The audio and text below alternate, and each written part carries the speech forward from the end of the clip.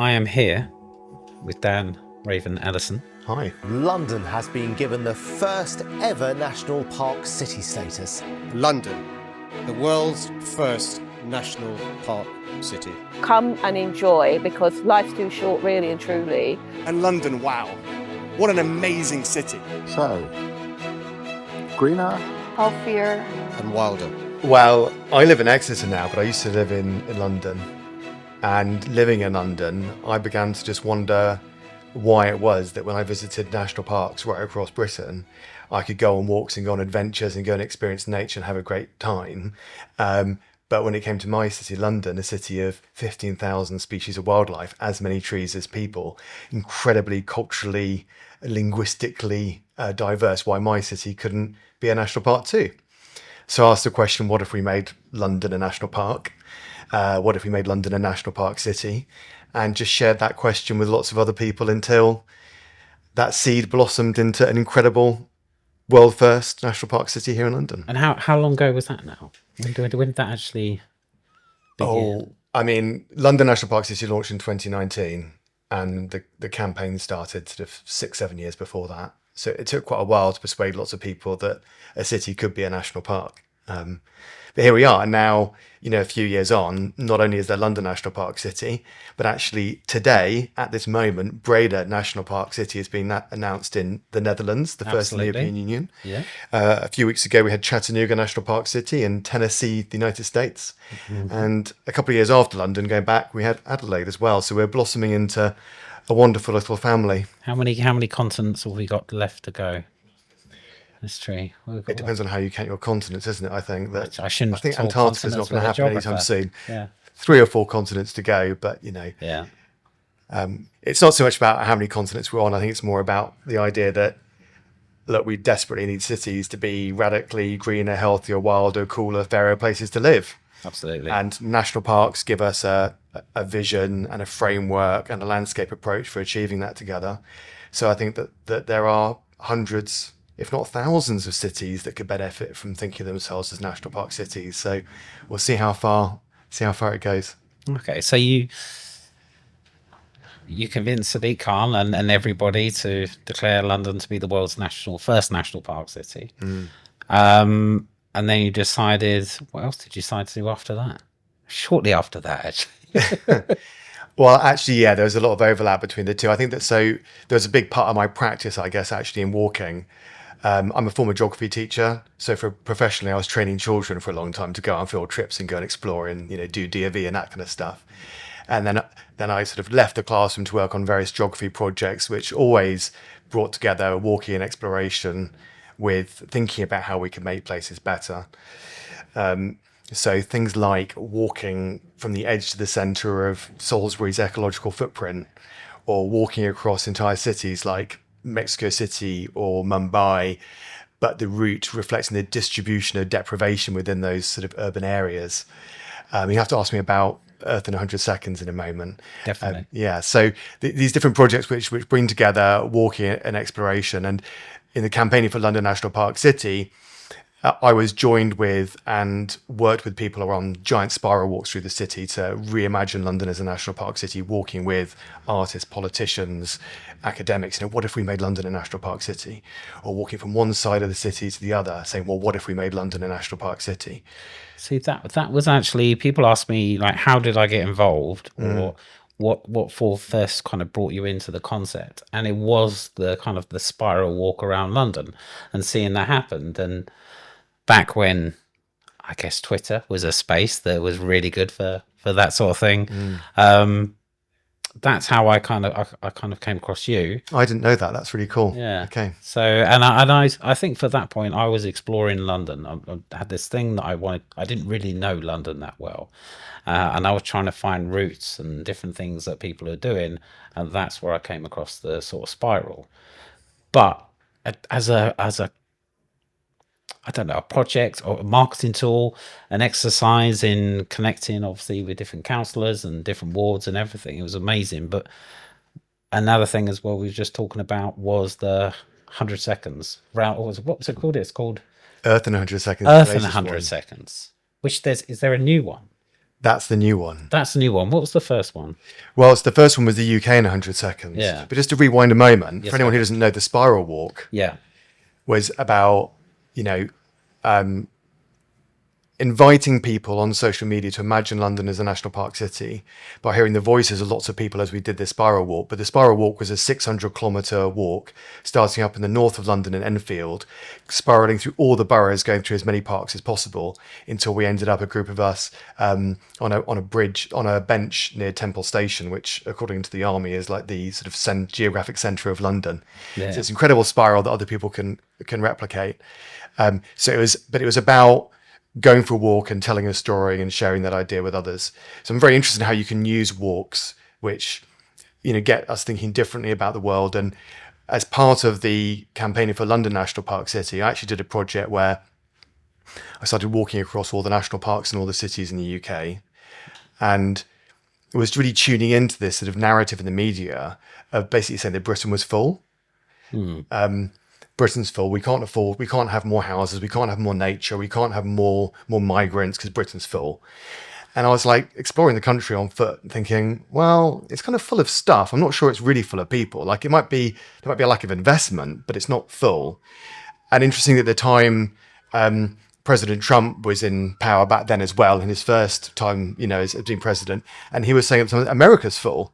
And I was thinking, well, again, there might be a lack of investment, but anyone who's been to America would know that there's quite a lot of space in America. So there's this question about it. So I decided to make this film by going on a 100-meter walk, filming it from above with a drone, to make a 100-second film where every meter of the walk and every second of the film is 1% of how we're using land in the UK.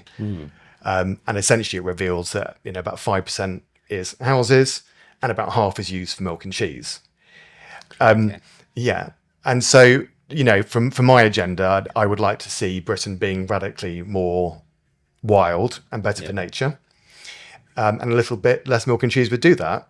That is the reality of it, isn't it? Yeah. And also on affordable housing. Yeah. If we had a little bit less milk and cheese and we decided to have a bit less of that aesthetic, then we could afford far more affordable housing in community land trusts for our children. But, cows obviously win at the moment. So that's what all the films do. So the latest film I've made takes some of these 100-second films I made of going on these walks to show Earth in 100 seconds. And it essentially shows a very similar story of that. And actually my son voices it. Yeah, I heard. Yeah. And it's a lovely film. So actually it'll be out by the time I think this goes live. So just Earth in 100 seconds. Super fun. And we've jumped a timeline. We've missed out a big thing in between. We have. That's true. We have. Let's jump out. So we're going to talk about slowways. And you were kind of had, like you said, London National Park City was happening. So this was sort of happening at the same time, or at least the idea of it. How did that evolve into a kind of full-blown project? I think it was just maybe the injustice and frustration of going for walks, is particularly in like peri-urban and rural areas, and seeing that if you were driving, then there's signage to help you find your own around the place. I could go onto Google Maps and find my way around the place. If I wanted to use public transport, I could use Trainline or City Mapper, find my way around the place. But it almost seemed to be built into the British system that if you want to get yourself around on foot, then somehow you have to have a GCSE in geography or a Duke of Edinburgh award. The signs don't tell you where you're going if there is a sign. The data isn't there. And if you're anyone who's marginalised with a disability or a large dog, then forget it unless you're willing to turn back on yourself, basically. Yeah. And I just thought it was ridiculous considering the fact that, we've been walking on these islands for hundreds of thousands of years. So why should it be that suddenly this way of getting around is just a bit harder than it should be? And it isn't that there isn't good tools out there for finding like walking and running routes and things. I just think they're not nearly good enough. So the idea simply was to create a walking network made by citizens for citizens of walking routes that connect neighbouring towns and cities, showing people the best way to go, organised by some sort of common design principles, basically. How did you first hear about it? Because you did loads with slowways with your 360 films and stuff. I love seeing those sort of psychedelic, crazy 360 films through London. Well, slowways became, again, the kind of 360 project was me discovering and exploring London. And slowways actually became like a wonderful way of like, and a friend of mine, we used to walk, uh, and he photographs brutalist architecture at night. So we used to find a route in the day and finish off at night photographing this project, which could be in the middle of nowhere. So they weren't on sort of traditional routes and things. So then if we had a location, one of the easiest ways to find it or find a nice walkable route there was with slowways, mainly because the network in London was a lot denser. And I live on the edge of London, so one of my just a fun little walking exercise. I was doing the triangles and the whole what do we call it? I'm forgetting my words of Webs. the webs. Yeah, so Yeah. I was doing the whole webs, and I was doing little slices of cheese and So triangles. for anyone who doesn't know, it's that so we mapped out 2,500 towns, cities, and hubs, and each of those nodes then connects to the neighbouring town or city, or in London, the neighbouring neighbourhood. And so you can imagine these web-like or wheel-like images, these geometric patterns where you have a node in the middle and then routes going out to the neighbouring places. And so what you're describing there is being able to go out and explore all these triangles. And across I London, was yeah. walking routes in my local area, like what would have been basically my route to school that I walked every day for 5 years, but following a completely different path. That even as a school child, it would never. I didn't know a footpath existed down there, and I was just walking down the main roads. Love 'cause that. It just seemed to be the most natural. So that's what brought me in, and the fact that again you could go on social media and you could see that other people were doing it, and even if they were all over the country, it was quite nice that we were all doing this sometimes on our own. And I think at that time I was quite into kind of solo walking and exploring that, and had my 1 day a week that I went to do that. And now a little bit more of a kind of group walker, I think, or with one or two people. So, but I still like solo walks. Well, you can still walk a slow with a group, can't you? But yeah, I think there's a lot of people who enjoy it solo for sure. But I mean, what you're describing there for anyone who's new to slowways was that really at the front end of the pandemic, about 700 volunteers helped to draw this network of what was then about 7,000 or 8,000 routes. But they were doing it from, isolation at home. They loved maps, loved walking, but stuck at home. And so they then used OS Maps to look for rights of ways, public footpaths, to design routes that connected neighbouring places. But they were often doing it from, their kitchen or their bedroom or their conservatory or their garden or wherever they were during, the spring and summer of that sort of like really challenging period. So we knew that we had all these paper routes that should exist on the ground, but didn't know they actually worked. So the big challenge over the last 4 years has been to work with wonderful people like yourself to go out and check all the routes to make sure they actually work, and then to either verify them, 3 good reviews means it becomes verified, to survey them for people who want to go further and help people who have particular needs to follow those routes, but also to find alternatives. So if actually, where I live down in Exeter, there's great routes that connect Exmouth and Budleigh Salterton. One that goes along the Southwest Coast Path, like crazy muddy, big elevation, amazing views, but very challenging. Or you can go inland down an old railway that's been turned into a cycle path, and it's super accessible. So, there's all these places where there are 2 or 3 options depending on your needs, actually, which is super powerful. And where we are 4 or 5 years later, is a small army of volunteers have helped to create a network of 10,000 routes connecting, 2,500 villages, towns, cities, and, reviewed the vast majority of that network. And it's something like 4,000 of the 10,000 routes that are there now being rated for 4 or 5 stars. You can walk from Inverness to Falmouth on 4 and 5 star rated routes, which is just a really beautiful thing. One of my favorite things, I think, with meeting people who, especially people who are involved in actually designing the network, is when you mention a route and they were like, I designed that bit. That was my bit. Did you like that route? And I think that's the difference when you're kind of co-designing something like that. And then you're getting the same people to go out and verify it and then meet people with it. I think it's a lovely thing. Yeah, you're sort of co-producing this network, and you have the power to create an alternative if you want, but you can add to the story about 3 million words of guidance and advice that have been shared across all the reviews on the platform, which is just a beautiful gift from one person to another. So yeah, it's just a phenomenal, giant citizen, project. I think that the other side of it for people is that I think that the routes become an invitation for someone to go somewhere they wouldn't have otherwise thought of going, which means people will discover unlikely or unusual places they never would have thought of going to. And some people really get a bug, and I think actually you got this in London for sure. But there's a few volunteers who have walked in excess of 2,000 kilometres over the last few years. A couple who have walked over 4,000 kilometres, and essentially what happened was they just started walking a couple of routes in their local area that weren't connected, Yeah. and then they just really felt they had to make the connection between those routes. And then they just kept going until they just walked the whole of the East Midlands, basically, or kept going until they walked all the routes in the northwest of England. And what I love about that is that there's a lot of people maybe who really think about going and doing Munro bagging in Scotland.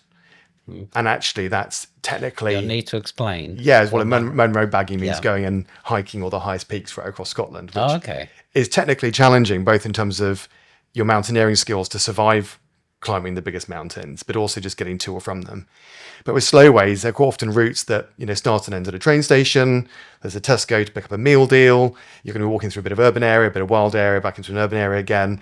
And then you can sort of slowly collect up loads and loads of these routes.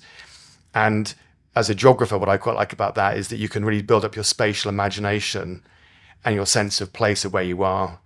So when I moved to Exeter about 4 years ago now, I'm absolutely certain that I felt more sort of embedded in Devon more quickly because I went out and walked these radial web walks of where I was, and I very quickly knew that I knew my part of that country where I was living then far better than some people who'd lived there for, maybe decades. So it gave me a real sense of grounding in that place, really feeling like that I knew it and that I belonged there. I didn't realise how much of a thing this is. I was talking to Jack Cornish the other day, who's probably spent the last 10 years trying to walk every street in London. Yeah, such an inspiring guy. Yeah.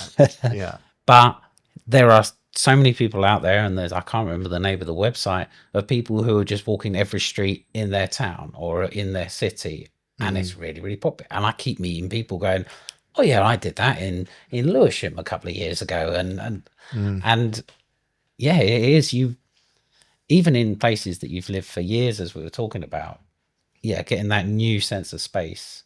And like I said, a kind of a stronger sense of belonging, actually. Well, I think to sort of like make it a bit philosophical for a moment and get deeper into the geography of it, there's this fantastic quote that I love from the geographer Yu-Fu Tuan, who basically said that the quote something like, "Space is freedom and place is security, that we long for one and we need the other. We need place to give ourselves like home and presence and security. But many of us strive for wanting to go and explore space, right? And have that freedom that comes with that, but it comes with its insecurity. That's where the adventure is." I think fundamentally what Slowways does for many people is it transforms a space into a very long linear place. And then you can then attach meaning, story, love, guidance, improvements to that place.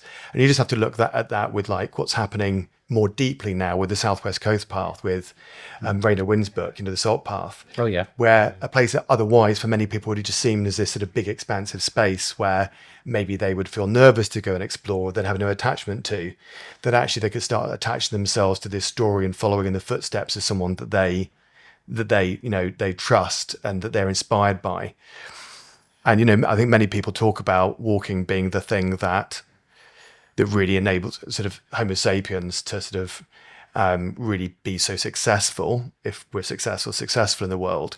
That's true. Yeah. But what I would probably argue is it's less that our ability to walk, it's more our sophisticated ability to tell other people coming after us the good ways to go. And I think it's that nature of our spreading, maybe, which is the civilized bit of our migration around the planet. And so that's what Slowways is doing in some ways. It's creating a big way to do a thing we've done, a long time around helping people find their way. Okay. I guess. No, I'm just thinking, I think it's when we become beyond hunter-gatherers and become tribes, isn't it? And it's telling stories and passing stories down, and they don't have to go down through generations. They can just go through communication lines. Yeah, I mean, what's the best way to go to the pub? Shall I go that way or that way? Yeah. Go that way. It's been raining. Okay. It's not complicated, but within that, even that negotiation, there is hope, joy, relationship, community. There's potentially reducing your impact on the climate, reducing your impact on the nature. There's improving your well-being, getting a pint at the end more easily. Like, just within that one phrase, all that stuff can be unlocked from it. So yeah, it's powerful stuff. So what next for Slowways? The pitch would be, Slowway started off as a network connecting all the towns and cities in the country, which is amazing. But what if we could connect millions more people, millions more places in an incredible amount of more ways, while meeting people where they are? And what I mean by that is spreading and extending the Slowways network out so that people can move around through the network, not just by walking, but by wheeling, cycling, riding, horse riding. Slowways has always been about people in wheelchairs as well. So why wouldn't we include scooters? And why wouldn't we include bikes? Like, it's a natural thing. And often you're walking with someone who might be using a different mode anyway. So part of it is about expanding out that way.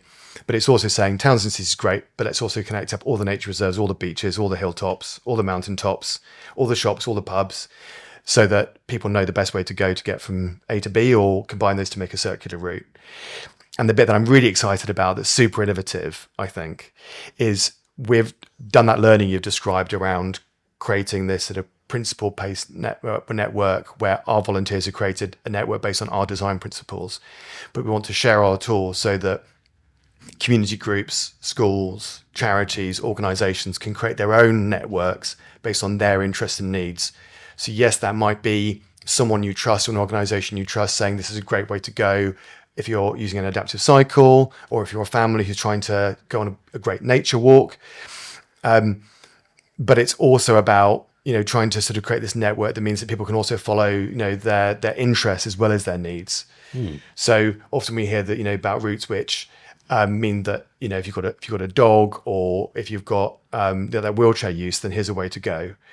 But in terms of if you really want to go and find the best historic routes for you, or the best nature routes, or the best route for you, whatever you're interested in, then no one's really doing that. And that's a big motivator for people, really. So, my sort of big, exciting sort of challenge around this was this sort of question saying, well, when was the last time that schools, community groups, clubs, charities, NHS teams all got together and made something beautiful together? Yeah, The answer is they haven't. that's true. Yeah.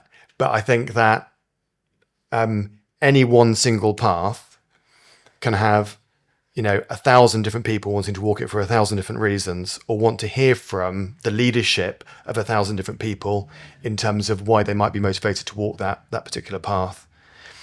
And so if we can unlock the ability to not just have a Slowways network that we protect, but integrate that with networks created by people from every community across the country, Yeah, I think that'd be a very, very wonderful thing. So it's a challenging time for some of the people who walk these 12-kilometre Slowways for a long time. well, that's true. I mean, I've It's a big just shift. yesterday evening spent an evening with a bunch of politicians and campaigners, and everybody had a very clear idea about what makes a walkable street for their needs and those particular needs. So schools were a big sort of feature, and the need really to get people to walk to school.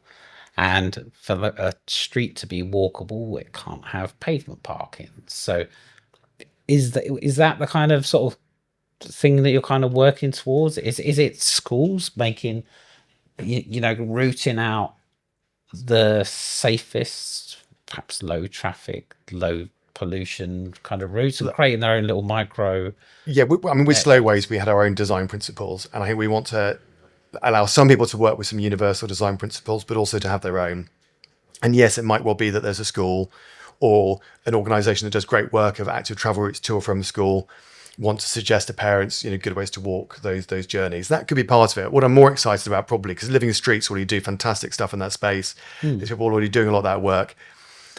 As a former geography teacher, what I'm excited by, if I could have given my year 7 parents and carers of the school community great family-friendly, nature-rich routes to go and walk, in my community, I would have loved to have done that and said, right, over the next year for your homework, you're going to go and like explore, like going to find these different types of wildlife or explore these different types of amazing wild spaces. Here are great places to go. And I might have done that as a geography teacher for my 11-year-olds, but I might have had different routes for 16-year-olds. Yeah. And actually a biology teacher or even an art teacher might have different routes to suggest, right, to go and explore.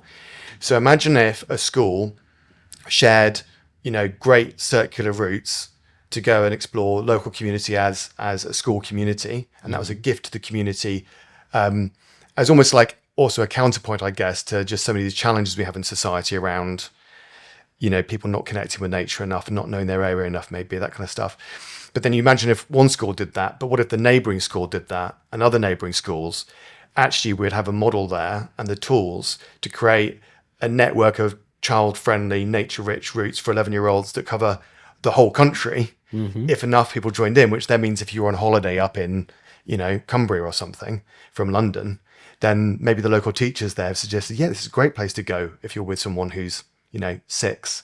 Yeah. And they'd love to go and get their feet in a river or something like that, So it's just about sharing what we've done. And we've got an absolutely giant, colossal crowdfunding campaign, which we're launching beginning of June, runs through to the end of July.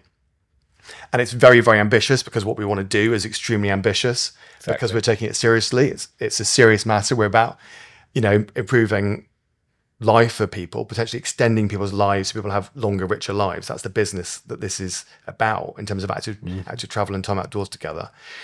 But if 20,000 people on average chip in 50 quid each, then we'll absolutely smash and double our target. So it feels doable. It could be done. It can be done. Yeah, exactly. There's enough people who like walking. So yeah, it's very ambitious, but we need all the help we can get to pull it off for sure. So how can apart from giving some money, there are ways that people can get involved. What ways can people get involved? Anyone can go onto the Slow Ways website now and forgive us for the fact that it's an old clunky website that, was built quite quickly and we've learned from, but hasn't been updated properly in 4 years. So see that as the pilot site, but you can get in there like you have done and like thousands of people have done, find routes, walk routes, review routes for other people to follow in your footsteps. You can use the tools on there to plot journeys between any cities in the UK, which is super fun. Join in with walking a segment of the National Park Trail and help to create a National Park Trail that is 4,000 kilometres long, connecting all of our national parks and our first national park city. And, I think there'll be a lot of people who might look at that and go, okay, well, I could do John O'Groats to Land's End the quick way and spend lots of time on weird B roads and, doing weird bits of the country. Or, I could take an extra 3 months over it and 3 or 4 months and walk through all the national parks as well. And, some people might do that in one go, but again, because Slow Ways connect up public transport, I think there'll be a lot of people who do it fractionally. Yeah. There's actually a couple of guys at the moment who are walking what we call the Great Britain Trail, which uses all of, they use this Slow Ways network to put together enough routes to connect all of the national landscapes, all the areas of outstanding natural beauty and all the national parks. And it's an absolutely ridiculous 7,000 kilometre route. And they're, I don't know, a few hundred kilometres into it so far, but I'm watching them keenly. It's very inspiring. I think last month I met up with a group called the Pedestrianists, who are a walking collective, and I can't believe they didn't know about Slow Ways because it's exactly the two guys who are organising it. They're planning a 2-month holiday, and that's going forward. They just want to take 2 months off in the summer and just walk from kind of long London to Oxford, things like that. And what they're looking for is interesting routes to do. But even their walks in London, they did the magnificent 7 cemeteries. I heard this on one of your earlier podcasts. Yeah, that sounds like a fantastic walk. They actually did that in under 10.5 hours. I think it was 55. What shoes do they wear? I don't know. They were doing 100k days as well. Just very impressive. Only some people have bodies like that, don't they? Like there's the Long Distance Walkers Association, and they do this crazy 100-mile. I think it's in 2 days or something like that sort of event. And I think that some people are lucky to be born into bodies that can just keep going. Yeah. And there's others of us who can only go so far before things start to break down or things start to hurt enough that you just need to do things fractionally. And people always recommending shoes. And it's one of those, when you're asking for advice, people say wear good shoes, and it's one of those comments you think, oh, that's fine. Yeah, of course, good shoes. I used to walk in Jordans, and I love Jordans. They are not comfortable shoes to wear, and they do. And then I recently got some very comfortable shoes, which I got for free. But everything's now cloudy and bumpy, and they're like trainers, so they're good for walking on tarmac. And I feel like I could go for miles on that. You know what? I've got very wide feet, and also wanted to have a vegan glue as well. And I've always had to tape my feet and toes because I haven't found a shoe that was good for my feet. And then I got these La Sportivas, and I can go a very long distance and not get a single blister or problem. Like, I'm so happy with these shoes, and it just transforms things. Because ultimately, if you're someone who is new to walking, as some of the people will be who are listening to this, it is true that if you shouldn't necessarily have to spend a lot of money on your kit, but if you have the wrong kit, and so your energy levels are low and you're sore, then of course you're not going to enjoy yourself. But most of us, not everyone can be like Ross Cook, whatever his name is, and run across Africa. Not everyone can do that, right? But most of us should be able to get ourselves in a far more comfortable position. Like, another tip that I have to spread, that I learned from my wife, is a decent sized baked potato every kilometres for me. So not sweets, no sugars, or anything like that. Stay hydrated. Baked potato every 10 kilometres or 8 kilometres, whatever you like. Yeah, that's cool. Take a little shaker with you with some like celery salt or some garlic or something like that in it, or some sriracha to sort of like, and then you put 3 of those in your bag. Keeps hot all day. Keeps you going, because it's slow burning carbs. It's great stuff. But if you're eating sweets the whole way and you're crashing the whole way, then you're going to be struggling more. So these tips and things do help, and good shoes do matter. I think what we found with the festival is that there's some of the walks that I've joined have been for literally walks for everyone, from very kind of short, maybe 4K, which might also be long for some people, to really quite long ones. And it's been quite nice to kind of experience that everybody seems to enjoy it. The enjoyment, I think everybody was walking at their level, and I think maybe 1 or 2 people might just been a step up or something. But it was quite nice that even over short distances, people finishing that were like, I want to do longer, I want to do a bit more, and all that. And they're having that, encouraging people feeling enthused to do that little bit more, and encouraged that feels quite worth it. And that's the big thing for me for slow ways, that like the starting point was you should be able to walk between neighbouring towns and cities. Where we are now is that anyone should be able to walk wherever they want to go and have guidance from the right people to help them to go and do that. So it's a natural evolution, but we need to find all those shorter routes and share them. But I must say as well that I think that the framing of the national park city, of course there should be an epic walking festival. I'd like to congratulate you and the whole team for like putting together just such an incredible season of walks. And I know that the spirit of it as well has been to sort of not try and lay on loads of stuff yourself, but just to celebrate and signpost and help elevate and champion all the fantastic things that are already happening in the city. Exactly. And there's just such a rich tapestry and ecology of fantastic people doing wonderful things here. So how wonderful to be able to celebrate in that way. So yeah, congratulations to you all. Yeah, well, in the subject of thanking people who are doing wonderful things, I think we will end that there. And thank you very much, Dan. Thank you. Links in show notes and everything else will be there. And we're done with that. Cheers. Great, thank you. Thank you. Come and enjoy, because life's too short, really and truly. And London, wow, what an amazing city. So, greener, healthier, and wilder.